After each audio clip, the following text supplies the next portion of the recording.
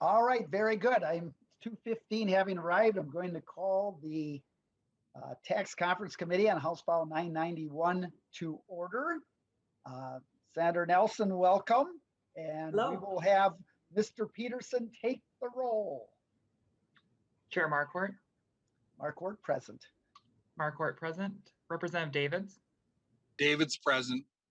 Davids present. Representative Herr. Present. Herr present. Representative Lislegard. Present. Lislegard present. Representative Joachim. Present. Joachim present. Chair Nelson. Present. Nelson present. Senator Bach. Senator Miller. Present. Miller present. Senator Rest. Present.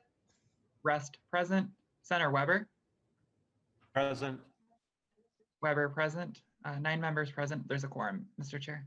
Thank you very much, Mr. Peterson. There is a quorum. And so we do have a number of items on the agenda, and the first two are an adoption of a couple provisions, and then we're going to talk about 3 areas: property tax accountability, June accelerated taxes, and ag relative homestead, and then turn that over to the Department of Revenue to talk about a few of the things that they have. So with that, the first thing we have is an adoption of the Department of Revenue Policy and Technical Bill. And that was in House Articles 14, 15, 16, 17, and 18. We talked about those yesterday.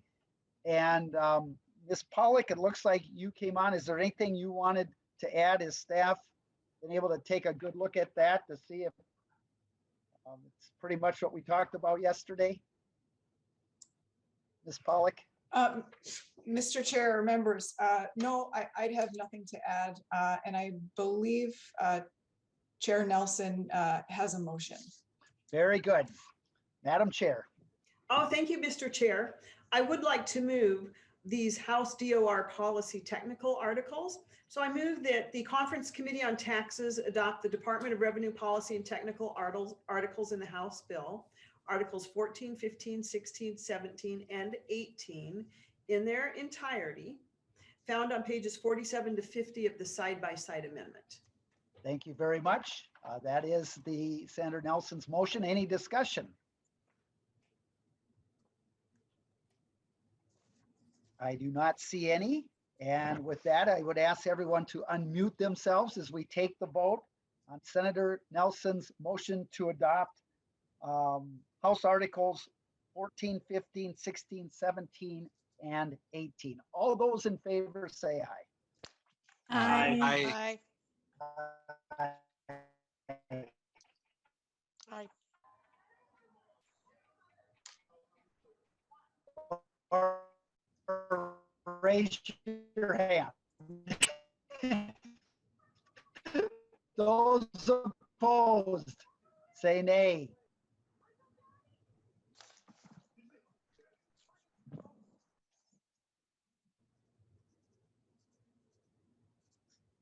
Senator Nelson, were you going to make the next Yes. motion? Yes. I just didn't hear you announce Okay. that. Yes, thank you, Mr. Chair. Yes, and the second motion, members, I move the Conference Committee on Taxes adopt Senate Article 9, Sections 2 and 6, found on pages 41 and 43 of the side-by-side document. Members, this is the information we spoke of yesterday regarding the background checks for vendors and contractors with access to federal tax information. Thank you very much. And can members hear me okay? Yeah. Yes. Okay. I've got to make sure I speak into this. Sound like some were having problems. So the Nelson amendment or Nelson motion is to adopt Senate Article 9, Sections 2 and 6. Senator Rest. Thank you. I always mark my side-by-side. Could you tell me where that is in the side-by-side? Mr. Chair, it's on pages 41 and 43. And it is Which provisions again, please? Article 9, sections 2 and 6. 2 and 6. Okay, Yes. thank you. Any further discussion on Senator Nelson's motion? Hearing none, members, I'm going to call for the vote. All those in favor say aye, Aye. Aye. or raise your hand. Those opposed say nay. The motion does prevail, and Senate Article number 9, sections 2 and 6 are adopted. Thank you so much, Senator Nelson, for making those motions, and we got a few more things done. That is always good news.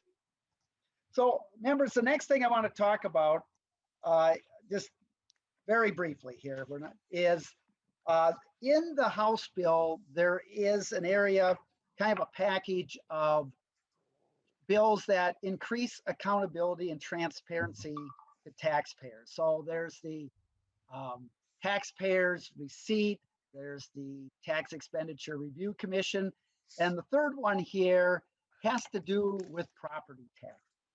And there's 3 goals to this property tax proposal, or the Minnesota Property Taxpayers Day.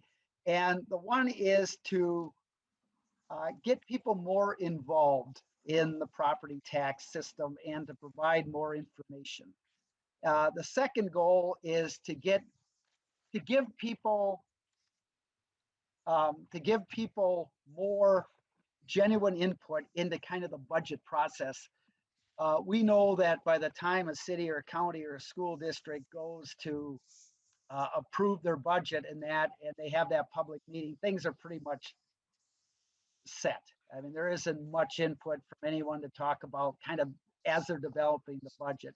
And then the third goal is to set up a consistent, predictable day, specific day that people can go and talk about their property taxes. That usually happens in December. This sets up a specific day. So there's 3 main things that this portion does. Number 1, at least 7 days prior to when a city or a county would do their proposed levy, and that has to be done by September 30th, they would have to hold a meeting to give the public input to talk about the budget before it kind of gets put in cement. And initially, I actually had a citizens budget advisory committee that would be required. I took that out. And I will tell you that cities and counties and school groups, and there's a number of letters, do have concerns over these things as we're trying to kind of get people more involved. So there are some concerns, and I've listened to those and been flexible in areas. So one thing is to set up this meeting 7 days before the proposed levy meeting occurs.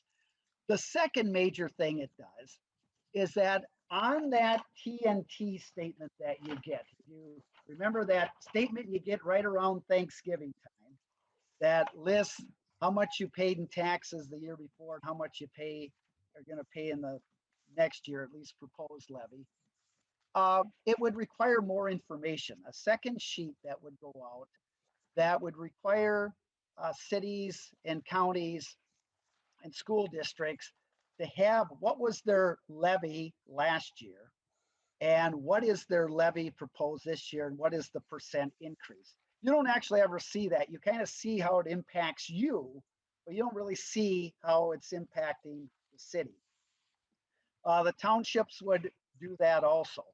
And then in addition to that, cities, counties, and schools would have to provide information on their budget. And if you go to the state auditor's website and you go to county report or city report, they've got it set up really nice. So you can see a comparison of the current year, and then they'd have to have the proposed year, not only their levy, but what they're getting in LGA, what they're spending on police, general government, streets, health and human services, and so forth. You get to see that comparison, and that would go out. It also, on this TNT form would have to be information on how you could go to a website of the city or county or school district to get some extra information. And the third thing it does, it sets up the first Wednesday after the first Monday in December as Minnesota Property Taxpayers Day. And that is to give a consistent day that people could set aside and they know this is the one day. Right now on my statement, I've got 3 different entities that have meetings set up.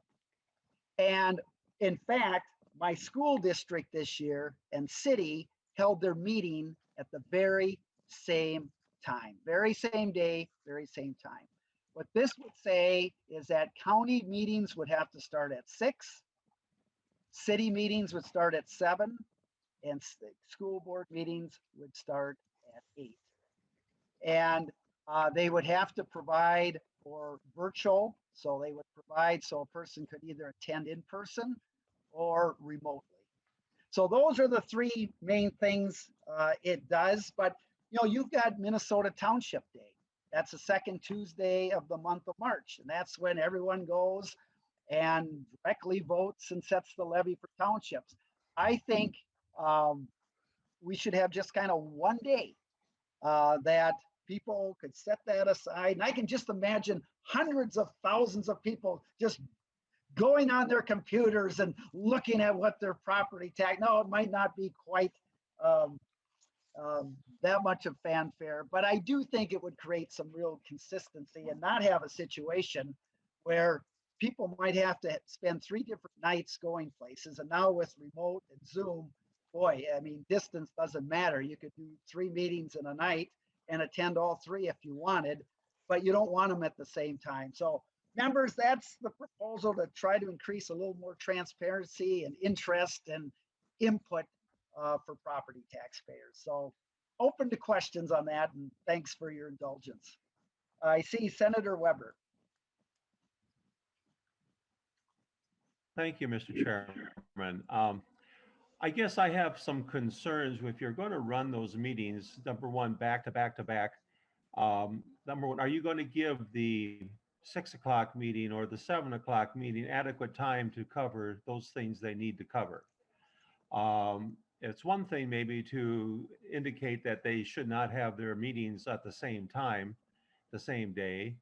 But I think you all of a sudden, if the meeting is to provide transparency to budgets and what have you, you start to cut into that potential for transparency by rushing things through. Or if someone has, if they want to continue on, and are they going to have to miss the next meeting?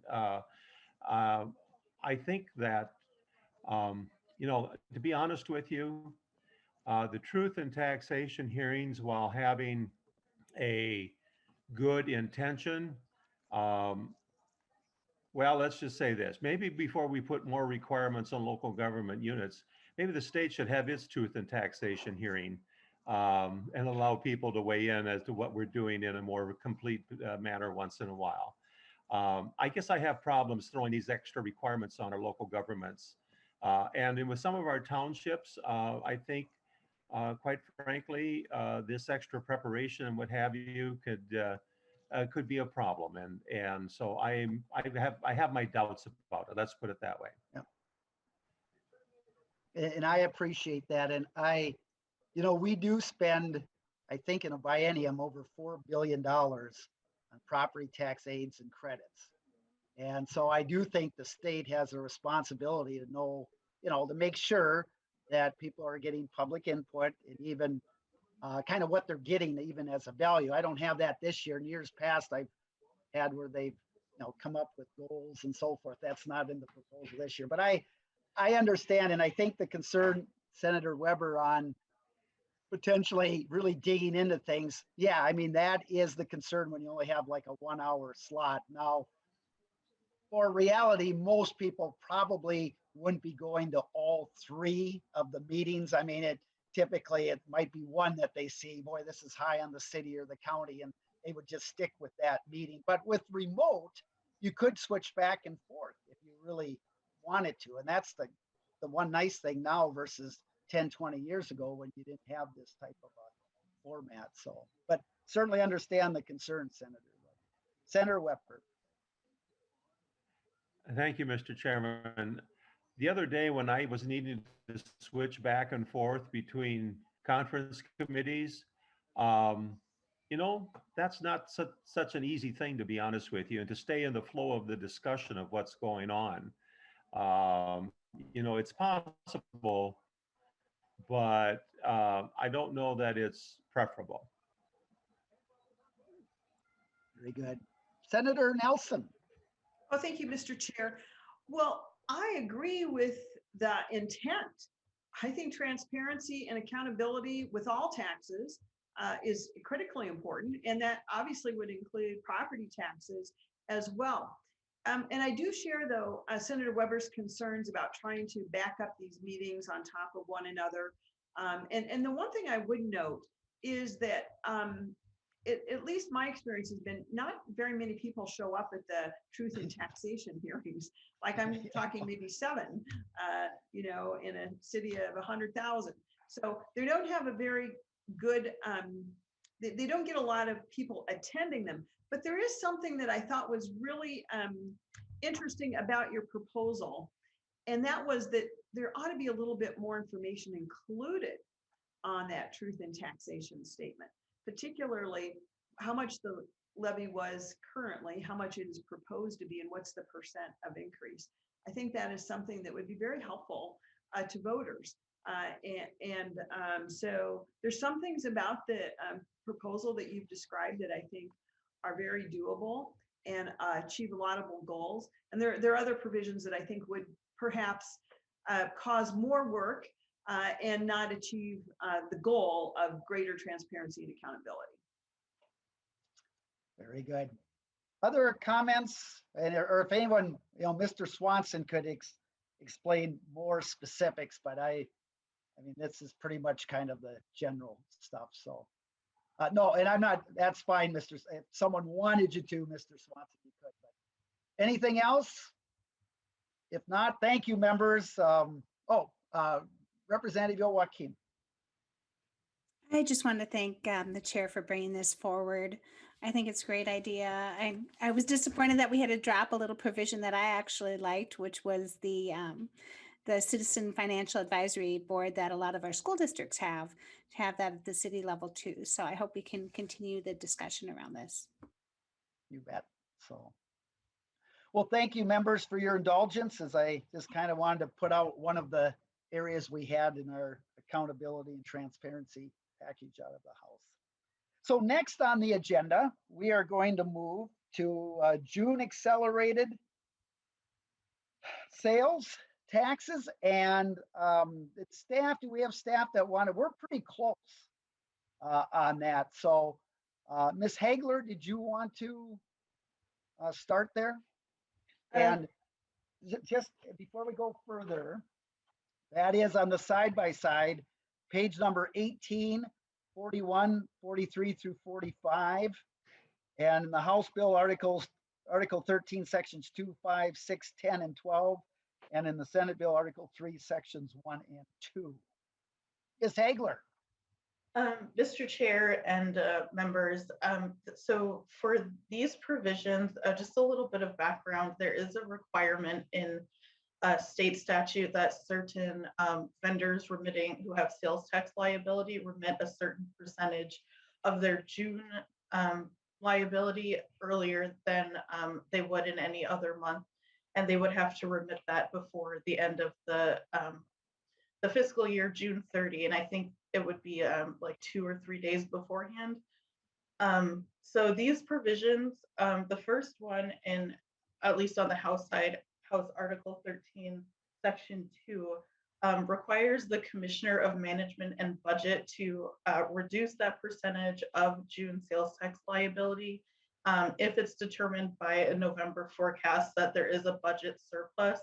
And this section of statute kind of lists priorities for kind of allocation of general fund dollars in the event of a surplus. And this June accelerated reduction percentage would fall, I think, to be number 6 on the priorities list. So if there is a budget surplus as indicated by a November forecast and the other 5, I guess, priorities are met, then the Commissioner of MMB would certify a percentage of June sales tax liability that the vendors would have to pay. And they would do that until that percentage reaches 0, and then it would expire completely after that point. So that kind of is an overview of what happens in the House Articles, section 13, 2 and 5. Sections 6, 10, and 12 are corresponding changes. Section 6 makes the same account for penalties because vendors are, they have this requirement to pay by a certain date, and if they don't, a penalty is enforced. And so this would also reduce that amount of penalty in accordance with the percentage reduction dictated by MMB. And then sections 10 and 12 make corresponding changes for cigarette, tobacco vendors and liquor distributors, because they are also subject to this June accelerated requirement. And as Chair Marquart indicated, the Senate provisions are similar. They're close and they accomplish the same goals. However, the Senate provision does not discuss the penalties, cigarette or liquor distributors. And I guess I can throw it to Ms. Pollock in case she has anything else she wants to add for the Senate provisions. Ms. Pollock, or is it? Mr. Chair, if there's an interest in discussing the Senate provisions on these, Mr. Wilms could speak to the first section here, and then I can speak to the remaining ones. Thank you, Mr. Wilms. So tell us what is in the Senate portion of this. Thank you, Mr. Chair and committee members. Ms. Hagler did a great job explaining some of the differences between the provisions. The one thing I would note in addition to the Senate proposal is that it updates the budget reserve amount that's statutorily defined under subdivision 2. And so there's a little bit of an order difference in terms of how the Senate would proceed under a positive unrestricted general fund balance. First, the money that's being transferred out of the budget reserve on the first day of the next biennium, an amount to 491 million. That amount would be repaid first before enacting any repeal of the June accelerated payment schedule. So I think that's probably a key distinction that I would note. Otherwise, I think Ms. Hagler covered the differences very well. Thank you very much. Ms. Pollock. Mr. Chair, members, again, Ms. Hagler covered the remainder of the sections very well. The Senate language does not include the remittances for cigarette and tobacco taxes and alcohol taxes in this June accelerated provision that's in section 1.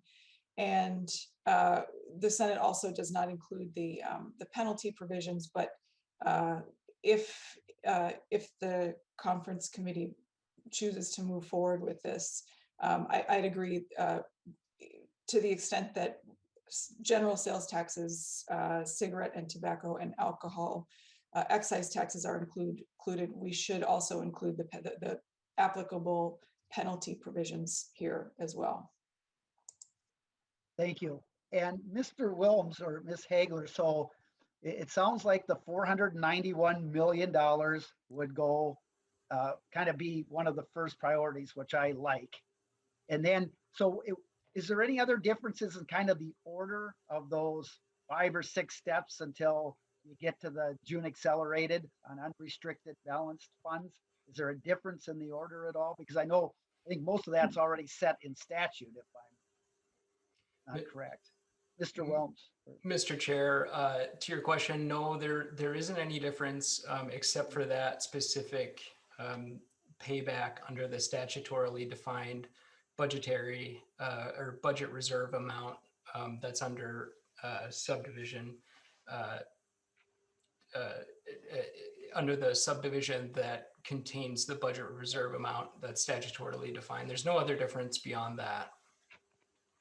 Okay, Subdivision 2. thank you. Senator Rest.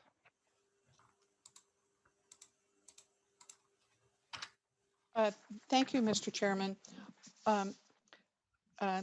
Last year, I also looked at the this order of what surpluses in the November forecast could address. And I worked with Bjorn Arneson, Senate staff, looking at a couple of items that are still not addressed in terms of special education. And I introduced a bill that would make, that would have a different number 6. And the different number 6 would be the amount necessary to increase the special education aid that was estimated current fiscal year entitlement percentage. And perhaps Representative Marquart, you're familiar with that particular one. There have been a couple of education issues that shifts, if you will, that were not paid for, and this particular special education one was included. So I introduced that last year and got it redrafted, and it is also going to be on Monday's introductions. And at some point when we talk about the priorities of where, in a general discussion of what should be our priorities in allowing the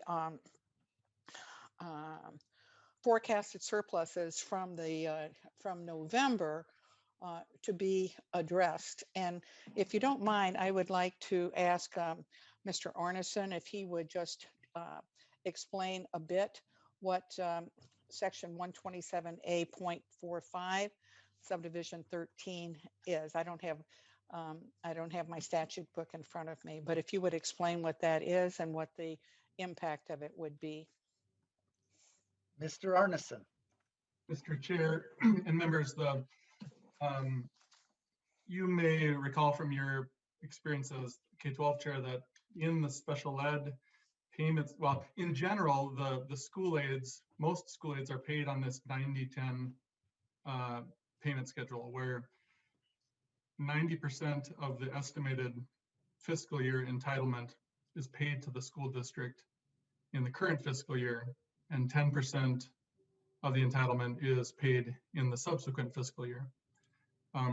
That payment schedule has a couple, meets a couple goals. In addition to the kind of general 90-10 shift, there's an additional shift only applicable to special education aids. And that shift under current law results in approximately $40 million of additional special ed aid shift from the current period to the subsequent period. That shift is defined, as Senator Rest indicated, in section 127A.45 subdivision 13. The purpose of the shift, I believe, was only to balance as needed the state budget at the time that that shift was enacted. As you know, the special education aid is quite a substantial amount of spending, and a couple points on the special ed aid shift provides a fair amount of state general fund savings when it's needed. So again, to eliminate that shift entirely would be about $40 million one-time expenditure. Thank you, Mr. Mr. Arneson, Chairman. thank you very much. Yeah, thank you. Senator Rest. Thank you, Mr. Chairman and Mr. Arneson. I know I certainly support the June accelerated addressing that issue. I've been doing that, working with that percentage from year to year to year, because when we have a lot of money in our budget, a big target, we reduce it, and when we don't have so much, we increase it. And so it's a factor of uncertainty, even though of course the catch up is made in the following months. But it seems to me that that maybe June accelerated should be number 7, and to do a $40 million shift, pay off a $40 million shift in K-12 special education should be part of the discussion as well. And I know the bill wasn't heard in the committee last year, and I just reintroduced it yesterday. But in terms of the general discussion of what things are important to deal with in when we have a forecasted surplus in November, I would hope that we would consider this, and I thank you for your consideration, Representative Marquart and Senator Nelson. Thank you. Thank you. Any other thoughts or comments? Well, this is good, and I think another area where we're very close, and sounds like some good ways to come together on this. So thank you all for your contributions on this. And so with that, we're going to move to the next item, and that's a discussion of Ag Relative Homestead, which is House Article 7, Section 5, and Senate Article 4, Section number 2. And it is page 26 on the side-by-side. So Mr. Senator Rest. Thank you. Because I keep track of these things, I know for sure that you were the author of the Minnesota Property Taxpayers Day in the House. Was there a Senate companion? Did you have a Senate author? No, I wouldn't let him introduce it. So no, I gave it over to no, I gave it over to Senator Eakin, and quite frankly, I thought, nah, this is what I'm just going to do. I understand. Since there was some completely. concerns from schools and cities and right. Counties about it, so and the June accelerated. Who had that in the House? I believe it was Senator Dietzick in part.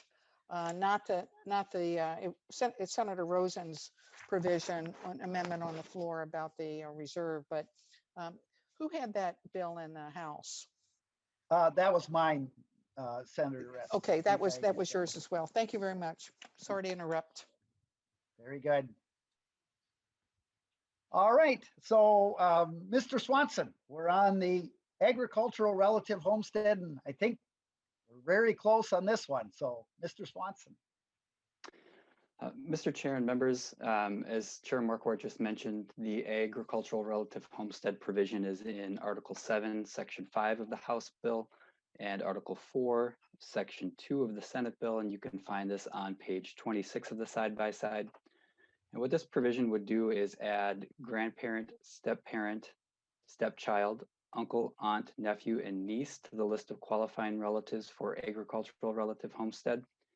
And just generally speaking, what the Ag Relative Homestead statute does is allow, in certain circumstances, a property owner who does not live on the agricultural property to still receive homestead on that property, provided that a qualifying relative resides there. So this provision would just expand the list of relatives that are considered qualifying relatives for the agricultural relative homestead statute.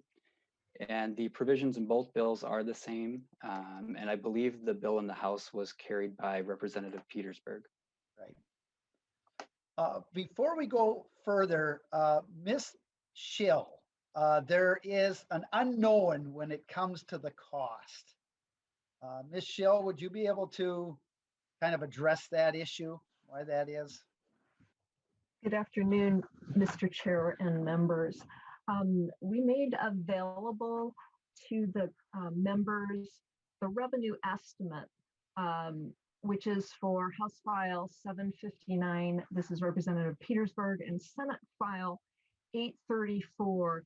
And I think that's Senator Jasinski. And you can tell on the revenue estimate, there are several unknowns here. It includes property tax refund interaction, the ag homestead market value credit, and there's also a small unknown impact to the estate tax. And the bottom line is this, is that we just can't tell at this point who would actually qualify, who would take advantage of this provision for agricultural relative homestead status. So when you expand the definition, you can expand it to include a number of other ones who might file for this, but we just can't tell at this time who that might be, when it might occur. Thank you very much. Senator Nelson. Thank you, Mr. Chair. And Ms. Schill, just a question on the uptake on the housing or the homestead housing, expanding that to additional relatives, that credit. We did that a few years ago. I do recall that. And what I just wanted to get a feel for is, did the uptake on that meet or exceed? Was it about the same as the amount that we had projected that would cost? Ms. Schill, can you answer that or remember those numbers? Chair Marquart and Chair Nelson, I do have an historical summary from of the actual market value credit, and we're hovering around 38 million, 38.1 million in fiscal 18, but as we go forward, it has been decreasing. Right now, the February forecast shows fiscal 21 at just under 37 million. And as we go forward, this is decreasing. The other thing that I have available is participation in the Ag Homestead Market Value Credit, where we have the number of homesteads participating in 2019, 89,000 with an average credit of $424. In 2017, the number of participants was 96,000 with an average credit of 396. Why I bring this forward is that we can tell that the number of participants in the credit part is decreasing. That shows basically that we have fewer people participating. And so right now we can anticipate that perhaps we can have more participants when we expand the definition of the ag homestead itself. Mr. Chair. Thank you, Ms. Schill. So Chair Nelson. Thank you, Mr. Chair and Ms. Schill. I appreciate that that information, that historical information, and that was my understanding too, is that we were seeing less uptake of that, and perhaps we had budgeted more for that homestead market value credit, ag credit, than was actually being used. And so the genesis of my question then is, I would hope that there would be no additional cost to this provision beyond what was already in the budget, but it was not being acted upon. And I would like some further clarification on that. Michelle.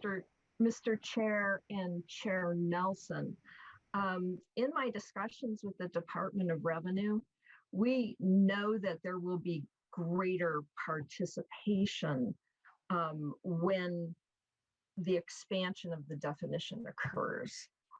And so right now, if you take this point in time moving forward and compare it to the February forecast, we know that it will cost money.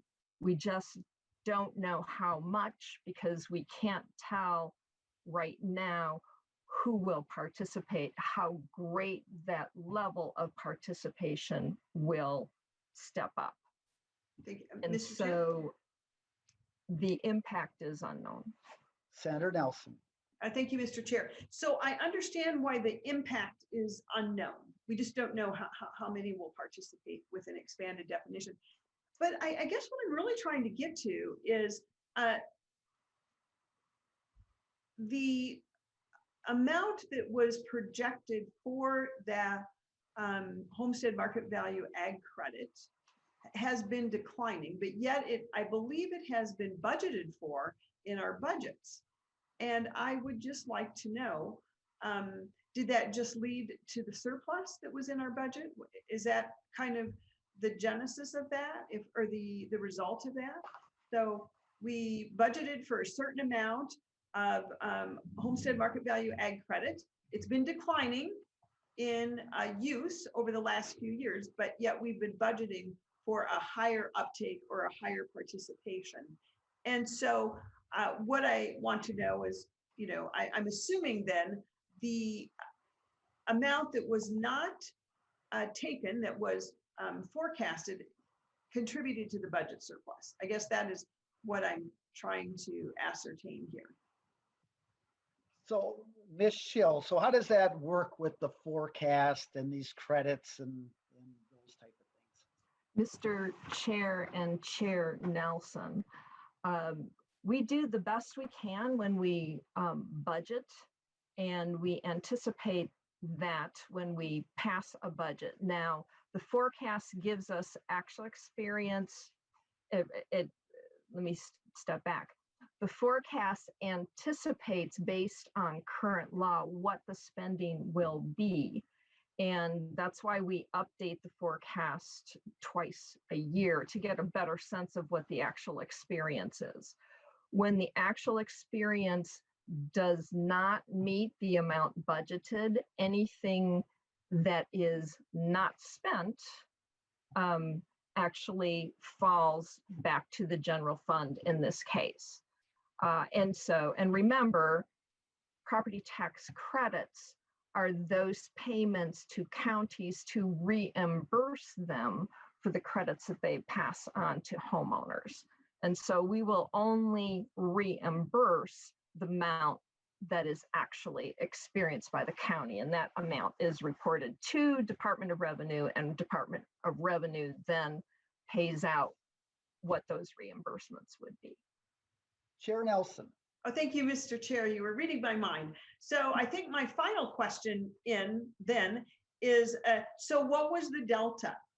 What was the difference between what we had projected that would be spent on this program and how much was actually spent, or how much was not taken up? Ms. Schill. Mr. Chair and Chair Nelson, I have that information, but I don't have it readily at my fingertips. If you would allow me, I'll see if I can get it during this meeting. Otherwise, I can follow up. Oh, thank you so much. That would be very, very important. Thank you. Thank you. Senator Weber. Thank you, Mr. Chair. Just for a little practical application of this provision, I think what has probably led to this from the family farm aspect is that we may have many operations where, for example, siblings have been farming together for a number of years. Then what happens is that you have children of one of the siblings comes into the operation, the other sibling's children do not come into the operation. And when that sibling retires, all of a sudden that homestead credit is lost to that individual because as an uncle, his nephews or nieces do not qualify. It does not qualify him to maintain that homestead credit status that's allowable for family members. And I'm sure there will be some additional individuals that avail themselves of this credit once, if this becomes law. But I think once we get past that initial point, what you will see happen is just maybe Ms. Schill mentioned about the dropping of that amount. Well, I think part of that amount will stay steady because now those individuals will not lose their homestead once they retire and turn it over to extended family members as opposed to lineal descendants. And I know, having served on the Mail Seat Committee for many years, Minnesota Agriculture Education Leadership Council, transfer of the family farm has gotten to be a major discussion item as we deal with the farm management people in that. And I think this is one element that they believe would be very helpful in the long term. Thank you. Senator Rest.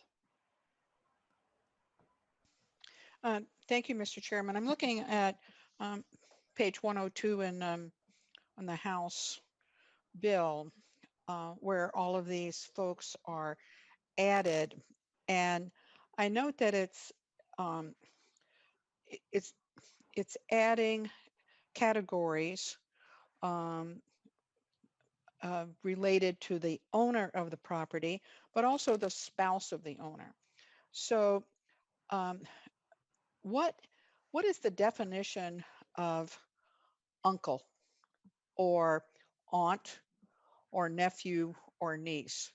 And if it's the spouse of the owner, is it, and I'll just say it's a her, does the aunt have to be related by blood, or can it be related by marriage? What's the definition of those terms, and are they defined other places in this set of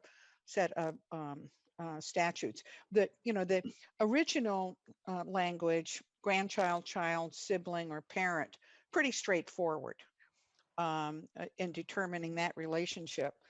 And also grandparent is pretty straightforward. But I wonder, we sometimes talk about nephews and nieces and so forth, that are the blood relatives of our spouses, not a relative by marriage. We refer to whether it's a blood relative or a relative by marriage, we still call them aunt or uncle or whatever. And would that ever cause any difficulty? And I guess I would ask, since he's clearly has experience with this, Senator Weber, is that, Mr. Chairman, Senator Weber, is that ever, would you think that would ever be an issue in dispute? Senator Weber. Well, thank you. I don't think it should be. I assume, however, that what the language is trying to do is to ensure that if the uncle who, for example, is related by blood passes away, that homestead credit is able to be extended to the widow at that point.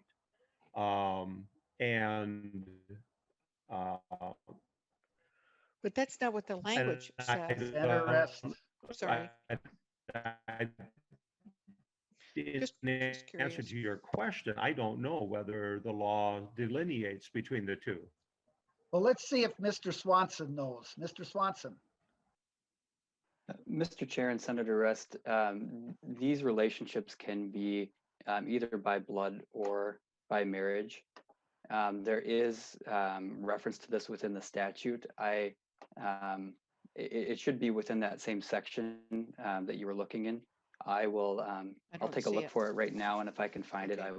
I will let you know. Thank you. Very good. Any other, See it. So anyway. any other questions, comments? All right, well, thank you for that. I think we're very close on another item there. So thank you, staff. Thank you, members. So now we're going to move to the Department of Revenue, to Commissioner Doty. Commissioner Doty, welcome to the committee. There's kind of 4 areas we'd like to look at that are in the House bill that really came from the governor and the department. The discussion of domestic production activities deduction addition for cooperatives, the sustainable forest initiative, split classification, solid waste management tax provisions, and clarifying and conforming tobacco provisions. So Commissioner Doty, welcome to the committee. If you want to, or Ms. Fishman, looks like you're the one who's going to take that on. So Ms. Fishman, welcome to the committee. Please identify yourself. Yes, thank you, Chair Nelson, Chair Marquart and Chair Nelson. Thank you for the opportunity to testify on behalf of the Department of Revenue today.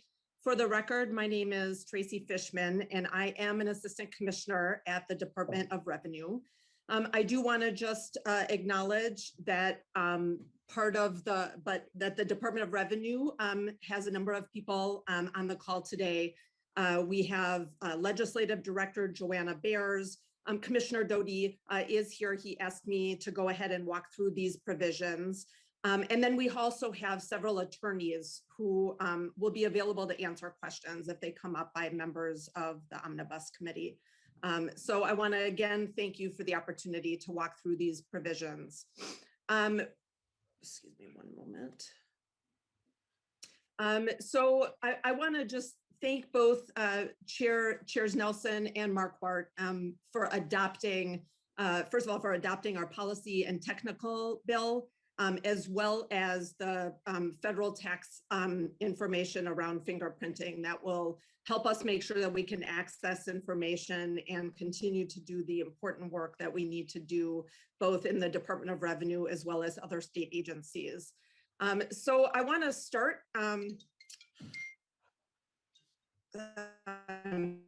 I want to start with the federal domestic production activities deduction of agricultural cooperatives. This provision is found in Article 2, Sections 12 and 14 of the House Omnibus Bill, starting on line 29.5. This item is included in the House position and is recommended by the Department of Revenue. This proposal disallows the federal domestic production activities deduction, also referred to as DPAD moving forward, for agricultural and horticultural co-ops. The federal DPAD was enacted in 2005, and Minnesota has always disallowed the deduction by requiring an addition to Minnesota income for the federal deduction. Because DPAD was removed as part of the Federal Tax Cuts and Jobs Act, the addition was also removed from our statutes. However, Congress subsequently added back the deduction for agricultural and horticultural co-ops in order to address an issue with the new federal qualified business income deduction. You may recall that this has also been referred to as the grain glitch. In order to maintain the prior treatment of DPAD under Minnesota law, this addition is needed for co-ops that claim the federal deduction. I want to just pause to see if there are any questions about this particular provision, or Chair Marquart, if you would like me to continue with the other provisions. We will take this provision. So thank you, Ms. Fishman. Any questions for members on this particular provision? Senator Weber. Thank you, Mr. Chairman. What is the net effect if this provision is not maintained? Ms. Fishman. Yes, Chair Marquart and Senator Weber. So I want to just acknowledge that this essentially is taking us back to the way things were prior to the Tax Cuts and Jobs Act. I'm not sure if you're specifically asking about a revenue impact. This proposal has a positive revenue impact, but we don't know what the amount is at this point. And I'm not sure if that specifically gets to your question, but I want to just pause and see if there was a follow-up. Senator Weber. Thank you, Mr. Chairman. I was curious as to what the revenue impact was. Ms. Fishman, so it sounds like that's unknown at this time, Chair Marquardt, yes, that is correct. but it would be positive. Yes, Chair Marquardt, that is correct. Any other questions? Okay, if not, Ms. Fishman, let's go to the next one. Yes, thank you, Chair Marquardt. Regarding the Sustainable Forest Incentive Act program classification modification, this provision is found in Article 7, Sections 15 and 31 of the House Omnibus Bill, starting on line 155.24. This item is included in the House position and is recommended by the department. This proposal reduces the number of acres needing to be split classified when to-be rural vacant land is enrolled in Sustainable Forest Incentive Act program, the SFIA. The split classification statute and the SFIA statute conflict, and this proposal brings them into alignment. I will pause to see if there's any additional questions or if you want me to say anything more about that. Okay, Senator Rest.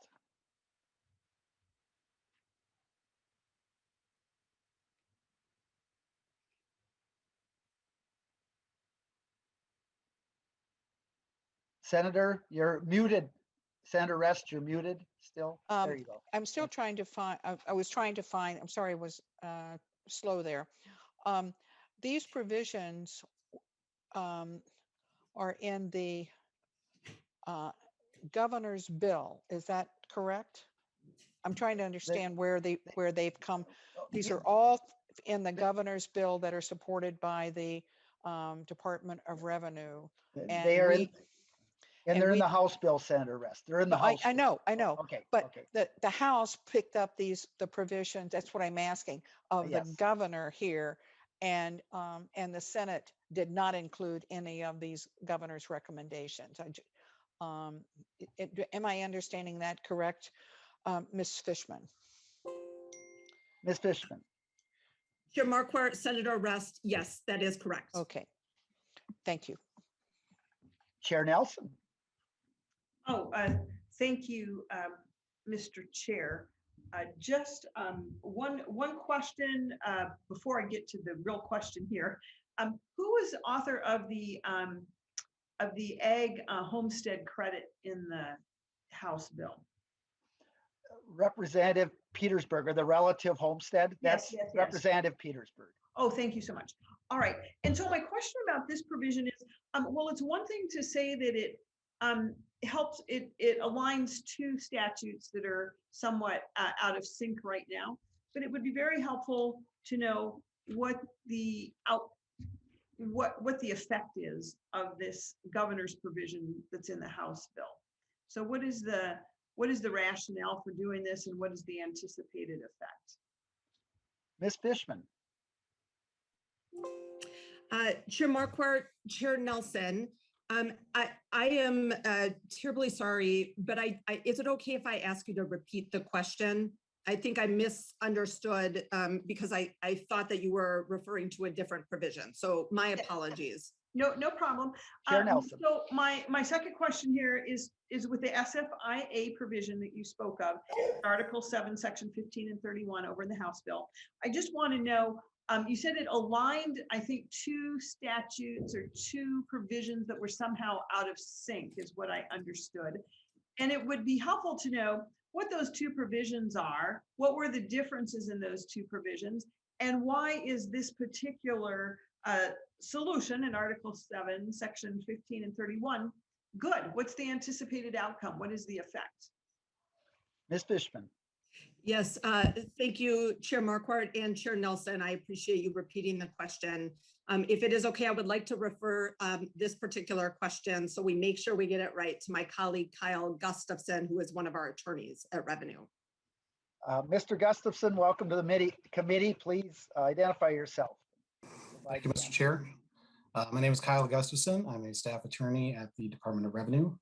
Mr. Chair and Chair Nelson, other members, what this provision aims to do, as Assistant Commissioner Fishman mentioned, is align the classification statute for 2B rural vacant land with the SFIA provisions in 290C. The provision in 273.13 that would be amended provides that where property, a parcel of property of 20 acres or more has a non-ancillary use, say for example, a house or a cabin or something, that a minimum of 10 acres would need to be split classified and classified consistent with the use of that non-ancillary building. So for example, you have a 40-acre parcel and there's a house on there, a minimum of 10 acres would need to be split classified and classified as 1A property, leaving 30 acres as 2B property.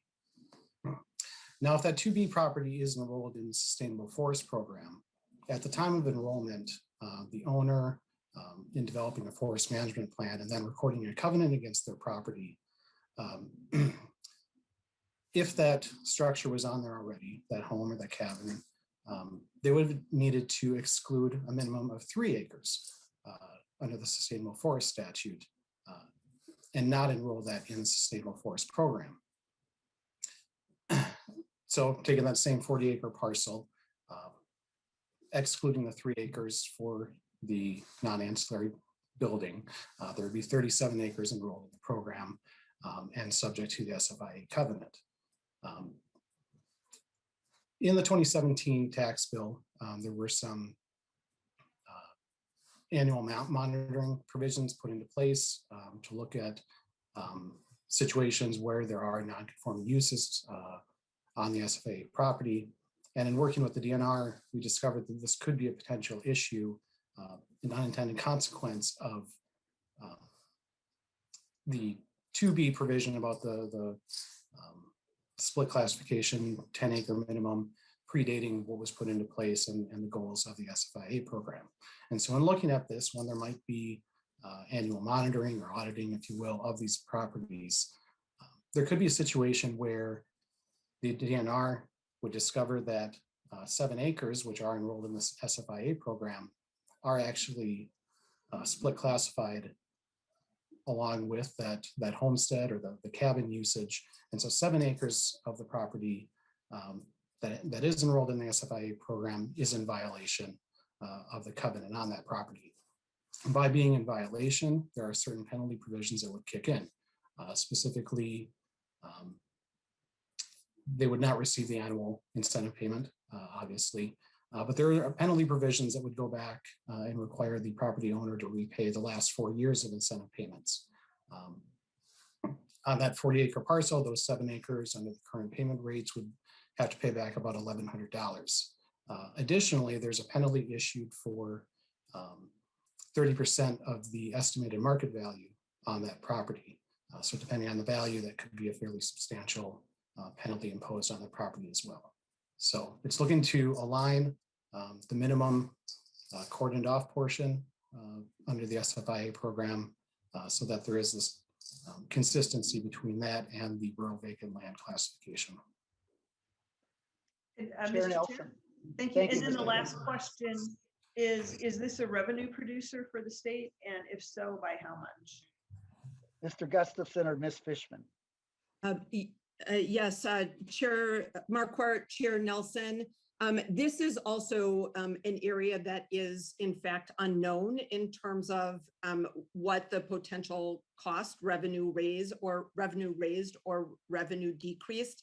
I do want to just confer with my colleague Joanna Bears to see if she has additional information, but as I understand it, we do not have any information about the fiscal impact. Thank you. Anything else? Mr. Chair, Ms. Bears? Mr. Chair, members, this is Joanna Bears. I'm the Legislative Director at the Department of Revenue. Yeah, as Commissioner Fishman has stated, there's an unknown impact. People may receive a penalty, but to what extent is unknown at this point. Thank you. All right, let's move to the solid waste management tax provisions. Ms. Fishman? Yes, my apologies. Chair Marquart, thank you. This particular provision can be found in Article 6, Sections 1 and 2 of the House Omnibus Bill, starting on line 93.16. This item is included in the House position and is recommended by the department as well. This proposal changes the self-hauler construction debris tax rate language to make it consistent with the commercial generator construction debris tax rate language. In 2017, the conversion unit for construction debris for commercial generators of non-mixed municipal solid waste was updated from per ton to per cubic yard. Parallel change to the self-hauler construction debris conversion method was not made. As a result, the per ton to per cubic yard tax rate conversions are no longer parallel, and the self-hauler construction debris method for converting per ton tax rates to per cubic yard tax rates are less accurate. Thus, this provision that would make that change. And that was quite a mouthful. Thank you. So it sounds like we're trying to go from per ton to per cubic yard and make that conversion. Is that right, Mr. Chair Marquart, yes, that is correct. That is a good way to sum it up. Okay, Senator Rest. Whoops. Thank you, Mr. Chairman. Was there any controversy associated with this proposed change? Was there any testimony on it by the by industry representatives, or was it totally of no consequence and not controversial at all? Senator Rest, I will answer for the House. There was no testimony on this. No testimony. Okay, we didn't have it. So, but I just wanted to make sure that it didn't raise any hackles anywhere among the haulers and the industry, that they were perfectly fine with it, and apparently so. Thank you. Chair Nelson, your hand is up, and I don't know if it's still up or you just hadn't put it down, but Chair Nelson. Let's take that down. Okay, very good. Well, let's move then to the last one, conforming tobacco provisions of House Article number 5. Ms. Fishman. Yes, Chair Marquardt, thank you. This provision is found in Article 5, Sections 1 and 6 through 14 of the House Omnibus Bill, starting on line 87.3. This item is included in the House position and is recommended by the department. The federal Prevent All Cigarette Trafficking, or PACT Act, formerly known as the Jenkins Act, imposes registration and reporting requirements on anyone who sells cigarettes and smokeless tobacco. The Consolidated Appropriations Act that passed in December of 2020 by Congress expanded these requirements to electronic nicotine delivery systems or vapor products effective March 28, 2021. As a result, most major mail carriers are not shipping vaping devices. The governor included language in his budget that updates Minnesota's delivery sales laws to include these devices and require these retailers to collect and remit Minnesota excise taxes. Thank you, Senator Rest. Going the other way. Thank you, Mr. Chairman. I have some, let's see. When the Wayfair decision was made, it, as you know, Ms. Fishman, it provided parity with in-state retailers or sellers with out-of-state and remote sellers. And a question from one of our members deals with the ability of the Department of Revenue to require out-of-state retailers to collect and remit tax on sales to Minnesota consumers. Is that covered here? And do you require the implication for registration and reporting requirements for out-of-state sellers? How does that work and the provisions that you are proposing here? And I'm not talking about anything that has to do with raising revenues, just requirements for them to register, just like Minnesota retailers would. And is that what's covered in here? And is that part of your recommendation as a fairness issue, as an equity issue from the governor's proposal? Not a revenue raiser, just requiring the registration, just like we do for out-of-state sellers on other retail products. Do I get that? Am I understanding that correctly? Ms. Fishman. Chair Marquart, Senator Rest. I want to make sure I answer really two parts of your question. Okay. The second part of your question with regard to why this has been a recommendation that we've put forward, you got it just right, that we see this as both a parity issue and an equity issue. So the governor recommended that we make this change to ensure consistency and parity. I also want to make sure that we have an opportunity to respond to your first question. And if it is okay, I'd like to turn it over to my colleague, one of our staff attorneys, Jim Jordan, if that's okay. Fine. Mr. Jordan, welcome to the committee. Yes, thank you, Chairman. Thank you for the question, Senator Rust. So just to address Wayfair generally, so first, generally, Wayfair was a sales tax case. So there's an argument to be made that would be limited to sales tax, but I don't think that's the right way to look at Wayfair.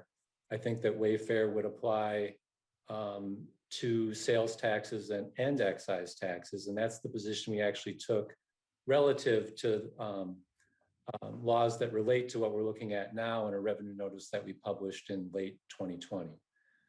So to answer your question about reporting and registration, first, it's important to remember that there's a federal act that Tracy had mentioned, Ms. Fishman had mentioned, and that the federal government in that act already requires registration and reporting. And so that, because the federal government requires that, that's not a Commerce Clause issue and can happen regardless of Wayfair.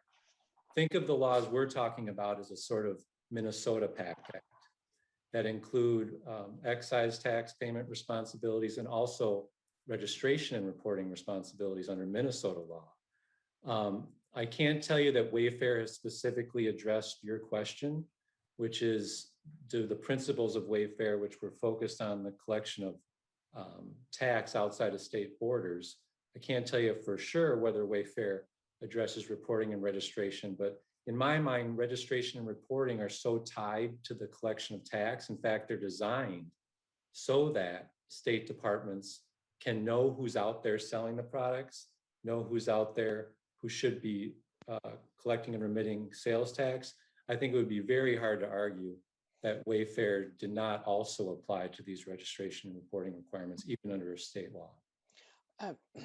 Senator Rest. Mr. Chairman and Mr. Jordan, as you might expect, I'm extremely familiar with Wayfair, and I like being reassured that the arm of Wayfair would also include these provisions that are in the bill, not to raise more money or anything like that. The purpose of them is indeed extending the registration and the reporting requirement, and that's what leads to the level playing field provisions that Wayfair asserted 3 years ago. So thank you very much for that clarification. Appreciate it. Thank you. Any other comments on this portion? If not, Ms. Fishman, I want to thank you and the commissioner for being here to address these items and to answer questions, and have a nice weekend. Thank you, Chair Marquardt, Chair Nelson. We really appreciate the opportunity. Thank you.